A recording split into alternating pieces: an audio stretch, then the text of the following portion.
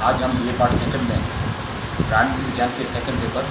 प्रमुख भारतीय व्यवस्था में राज्य की राजनीति में राज्यपाल की भूमिका के बारे में बात करेंगे। जैसा कि विदित है कि राज्यपाल की भूमिका को लेकर के दो मत प्रचलित हैं। प्रथम दृष्टिकोण के अनुसार राज्य का राज्यपाल केवल संवैधानिक प्रधान होता है, क्योंकि केंद्र के समान राज्य में भी संसदीय शासन प्रणाली को अपनाया गया है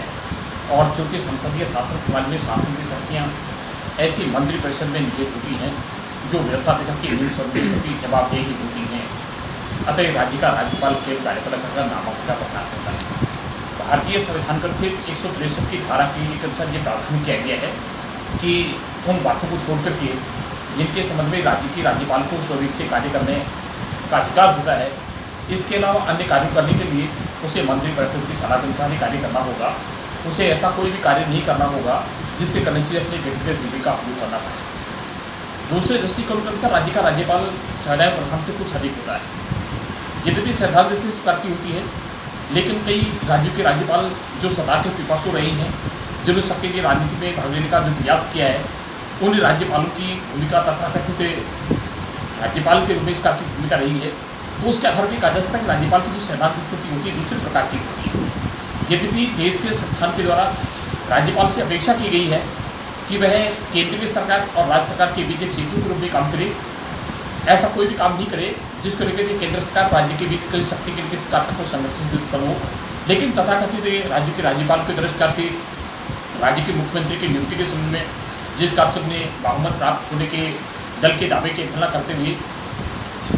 इस प्रकार से मुख्यमंत्री की नियुक्ति की गई है। राज्य के मुख्यमंत्री की नियुक्ति करना राज्यपाल का सबसे पहला कार्य माना जाता है। मुख्यमंत्री की नियुक्ति के लिए राज्यपाल के लिए इस प्रकार के निर्देश होते हैं, इस प्रकार के आदेश होते हैं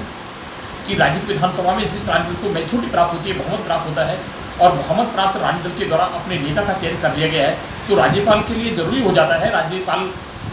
के लिए आवश्यक होता है कि बहुमत प्राप्त दल के नेता को सरकार बनाने का आमंत्रित करे। लेकिन कई बार उस समय जब राज्य में किसी भी राजनीति को स्पष्ट बहुमत प्राप्त नहीं होता है, अर्थात तीनों समय विधानसभा का गठन होता है, ऐसी स्थिति में राज्यपाल के द्वारा अपने व्यक्तिगत विवेक के आधार पर निर्णय लिया जा सकता है किस व्यक्ति के नेतृत्व में स्थायी सरकार का गठन किया जाए, या बहुमत प्राप्त दल में नेता पद को लेकर के एक से अधिक व्यक्ति दावेदार होते हैं, तो ऐसी स्थिति में राज्यपाल को व्यक्तिगत विवेक के प्रयोग करने का अधिकार होता है।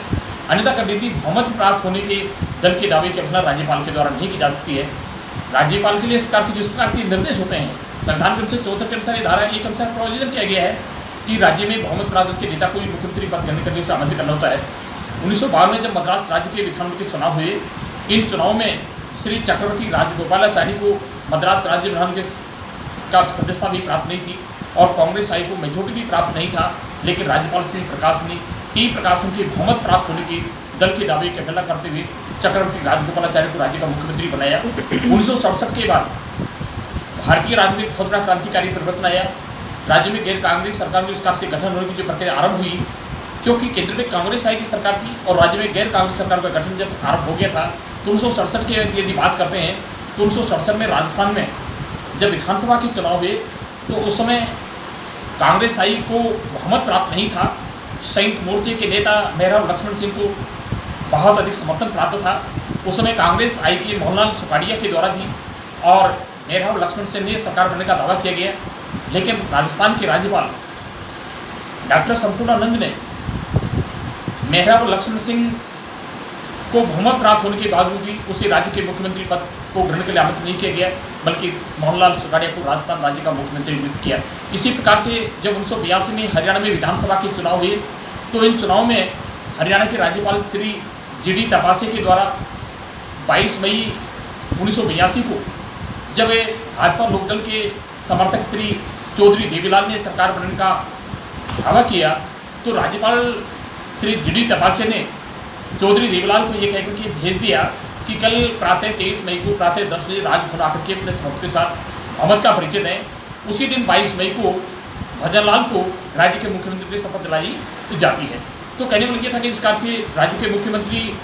की नियुक्ति करते समय अपने इस प्रकार से बहुमत प्राप्त दल होने के दावे की जो अवहेलना की गई है, जो ये सिद्ध करता है, ये बात को स्पष्ट करता है कि राज्य का राज्यपाल एक संविधान प्रधान से कुछ अधिक होता है। अगली बात करते हैं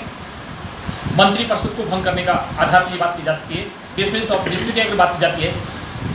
यद्यपि राज्य के राज्यपाल के पास मंत्रिपरिषद को भंग करने का उसके पास सुविधा की अधिकार होता है, शक्ति होती है, और मंत्रिपरिषद को बर्दाश्त करे, वह राष्ट्रपति से संबंधित राज्य में राष्ट्रपति शासन लागू करने की सिफारिश कर सकता है, लेकिन वह इस अधिकार का प्रयोग निम्न परिस्थिति में कर सकता है। पहले अगर इस प्रकार की सरकार की परिस्थिति होती है कि जब राज्यपाल को ये आभास हो जाए, राज्यपाल को विश्वास हो जाए कि राज्य के मुख्यमंत्री ने विधानसभा में अपने विश्वास का बहुमत का समर्थन खो दिया है, अर्थात जिसकी आभास हो जाए, उसे विश्वास हो जाए कि वर्तमान मंत्रिमंडल ने, वर्तमान मंत्रिपरिषद ने विधानसभा में अपना विश्वास खो दिया है, तो ऐसी स्थिति में वह राज्य के मुख्यमंत्री को विधानसभा में अधिवेशन या इस स्थिति में राज्य के मुख्यमंत्री को त्यागपत्र देने के लिए कह सकता है, या विधानसभा का अधिवेशन बुला करके बहुमत का परिचय देने के लिए आदेश दे सकता है। लेकिन जब राज्य का मुख्यमंत्री यदि बहुमत सिद्ध करने में यदि आनाकानी करे, अर्थात विधानसभा का अधिवेशन बुलाने के लिए यदि वो तैयार नहीं हो, तो इस स्थिति में राज्यपाल की तरह संबंधित मंत्रिपरिषद को भंग कर उसे अपदस्थ किया जा सकता है और राष्ट्रपति शासन लागू करने की सिफारिश राष्ट्रपति द्वारा की जा सकती है। दूसरी स्थिति उस समय कर सकता है जब वर्तमान विधानसभा के द्वारा मंत्रिपरिषद के विरुद्ध अविश्वास का प्रस्ताव पारित कर दिया जाता है और राज्य का मुख्यमंत्री यदि त्यागपत्र देने में यदि आनाकानी करता है, यदि वो त्यागपत्र नहीं देता है, तो इस स्थिति में मंत्रिपरिषद को राज्यपाल के द्वारा अपदस्थ किया जा सकता है, उसे पदच्युत किया जा सकता है। तीसरी स्थिति उस समय भी राज्यपाल के द्वारा मंत्रिपरिषद को भंग किया जा सकता है, पदस्थ किया जा सकता है, जब एक स्वतंत्र ट्रिब्यूनल के द्वारा राज्य के मुख्यमंत्री को भ्रष्टाचार के आरोप में दोषी सिद्ध कर दिया जाता है, तो ऐसी स्थिति में राज्यपाल के द्वारा मंत्रिपरिषद को अपदस्थ किया जाता है, भंग किया जा सकता है। उस समय भी राज्य के मुख्यमंत्री या उस मंत्री को अपदस्थ किया जा सकता है जब उसकी नीतियों से केंद्र की सरकार और राज्य सरकार के बीच गतिरोध उत्पन्न हो रहा हो, या वर्तमान राज्य की प्रशासनिक जो व्यवस्था है यदि वो प्रशासनिक संविधान के अनुसार नहीं चल रहा हो, तो ऐसी स्थिति में राज्यपाल के द्वारा राज्य के मंत्रिपरिषद को डिसमिस किया जा सकता है, मिनिस्ट्री को डिसमिस किया जा सकता है और राज्य के मंत्रिमंडल को अपदस्थ किया जा सकता है। इसी प्रकार से 1970 में उत्तर प्रदेश में भारतीय क्रांति दल के नेता चौधरी शरण सिंह सरकार को इसलिए अपदस्थ कर दिया गया क्योंकि सत्ताधारी कांग्रेस के दल के द्वारा समर्थन वापस ले लिया गया। इसी प्रकार से 1 जून 1995 में उत्तर प्रदेश में श्री मुलायम सिंह यादव सरकार से बहुजन समाजवादी पार्टी के द्वारा अपना समर्थन वापस ले लिया जाता है। सुश्री मायावती ने श्री मुलायम सिंह यादव को इस सरकार का समर्थन दिया जा रहा था, सरकार को इस सरकार का सपोर्ट किया जा रहा था, वो समर्थन को वापस ले लिया जाता है। ऐसी स्थिति में श्री मुलायम सिंह यादव के समर्थक बहुत अधिक गुंडागर्दी को तुलाते हैं और विधायकों को अपनी पालन करने के लिए उन्हें धन बल और धमकी का प्रयोग करना प्रारंभ कर दिया जाता है। उस समय उत्तर प्रदेश के राज्यपाल श्री मोतीलाल वोरा ने श्री मुलायम सिंह यादव के द्वारा बहुमत प्राप्त होने के दल का दावा किया गया और विधानसभा में बहुमत सिद्ध करने का उनके द्वारा दावा किया जाता है, लेकिन श्री राज्यपाल मोतीलाल वोरा ने श्री मुलायम सिंह यादव को बहुमत सिद्ध करने का अवसर नहीं दिया और सुश्री मायावती को राज्य के मुख्यमंत्री पद की शपथ दिला दी गई और 20 जून 1993 को विधानसभा में बहुमत सिद्ध करने का आदेश दे दिया जाता है। इसी प्रकार से बात की जाती है कि 21 फरवरी 1998 में उत्तर प्रदेश के राज्यपाल श्री रोमेश भंडारी के द्वारा श्री कल्याण सिंह सरकार को अपदस्थ कर उसे उसके स्थान पर श्री जगदम्बिका पाल को राज्य के मुख्यमंत्री की शपथ दिला दी जाती है। जबकि श्री कल्याण सिंह सरकार को मेजोरिटी प्राप्त था, बहुमत प्राप्त था, तो ये जो सिद्ध करता है किसी प्रकार की कंडीशन की अगर व्यवहार किया जाता है तो एक अजस्ता कि राज्य का राज्यपाल एक संवैधानिक प्रधान से कुछ अधिक होता है। आइए हम बात करते हैं विधानसभा के अधिवेशन को आहूत करने की बात की जाती है। सामान्य रूप से विधानसभा का अधिवेशन राज्यपाल के द्वारा मुख्यमंत्री के परामर्श के अनुसार बुलाया जाता है, उसकी सलाह के अनुसार बुलाया जाता है।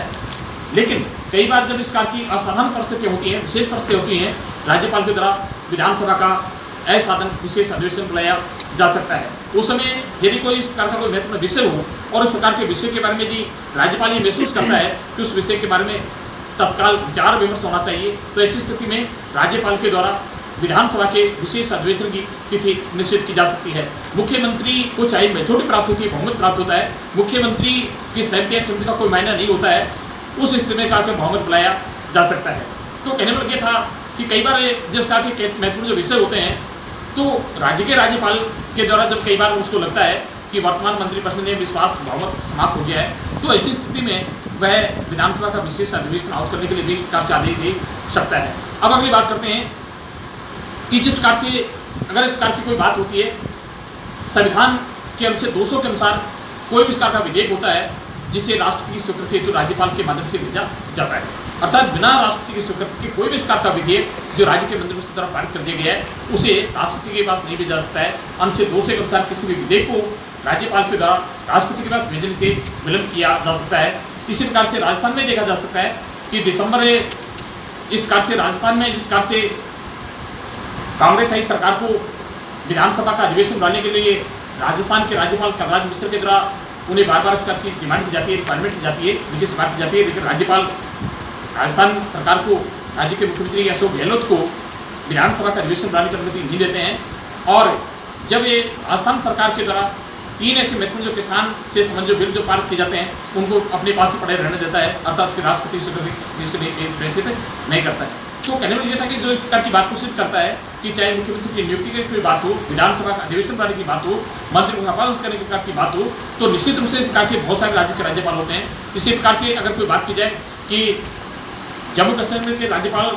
डॉक्टर जगमोहन के द्वारा से भारत सरकार से बर्खास्त किया गया, तो आए दिन उसका जो घटनाएं होती हैं पक्षपात में केंद्र के जरिए उसका जो काम करने की जो कोशिश करते हैं, अर्थात गैर कांग्रेस सरकार उस प्रकार के समय से पूर्व भंग करने की कोशिश जाती है, जो इस प्रकार की बात को सिद्ध करती है किसी भी राज्य का राज्यपाल एक संवैधानिक प्रधान से कुछ अधिक होता है। धन्यवाद। आज की बात करेंगे। धन्यवाद।